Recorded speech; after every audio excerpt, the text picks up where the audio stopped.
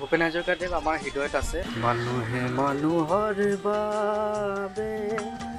যদিহে অকণো নেভাবে আমি সৰুৰ পৰাই ভূপেন হাজৰিকাৰ গান শুনি আমি ডাঙৰ হৈছোঁ আজিও মই মৰ্ণিং ৱাকত তেখেতৰ গানে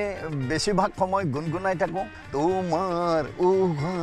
কহুৱা কোমল শেৱালি কোমল আহি এজন ইমান ধুনীয়া পয়েট ইমান ধুনীয়া কম্পোজাৰ ইমান ধুনীয়া লিৰিক্স আছিলে ৱৰ্ল্ডত এটা নিজৰ নাম বনাইছে এইটো আমাৰ অসমৰ কাৰণে এটা গৌৰৱ হয় ভূপেন হাজৰিকাক ভাল পাওঁ নহয় আমাৰ অন্তৰত আছে যেতিয়া দুখ থাকে তেখেতৰ গান শুনিলে মনত কিবা এটা ইনস্পিৰেশ্যন পাওঁ এটা মটিভেশ্যন পাওঁ মোৰ মাদাৰ টাংটো এছামিজ নহয় ভূপেন হাজৰিকাক আমি ইমান ভাল পাওঁ বুকু হম হম কৰে মোৰ ডক্টৰ ভূপেন হাজৰিকাদেৱক নজনা মানুহ নাই বা তেখেতৰ গান নুশুনা মানুহ নাই কোনো মই ডাব বেপাৰী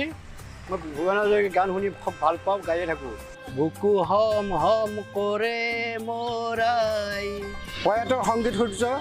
ডক্টৰ ভূপেন হাজৰিকাদেৱৰ গীতসমূহে অসমীয়া জাতিটোক আগুৱাই যাবৰ কাৰণে কৰ্মৰ ক্ষেত্ৰত আগবাঢ়িবৰ কাৰণে সংস্কৃতিৰ ক্ষেত্ৰত আগুৱাই যাবৰ কাৰণে প্ৰত্যেকটো গীতে তেখেতৰ এটা কালজয়ী গীত মানুহে মানুহৰ বাবে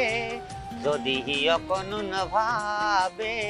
তেওঁ আমাৰ কাৰণেও এটা গান লিখি থৈ গৈছে নহয় অটো ৰিক্সা চলাও আমি দুয়ো ভাই গুৱাহাটী কৰি গুলজা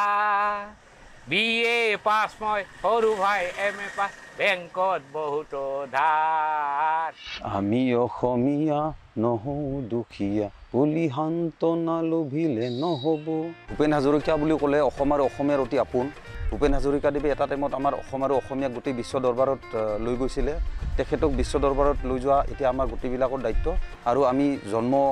শতবাৰ্ষিকী উদযাপন কৰি আছে আমাৰ অসম চৰকাৰে আমাৰ প্ৰধানমন্ত্ৰী আহিব বুলি গম পাই আমি খুবেই ভাল পাইছোঁ ভাৰত ৰত্ন ডক্টৰ ভূপেন হাজৰিকা সকলোৰে হৃদয়ে হৃদয়ে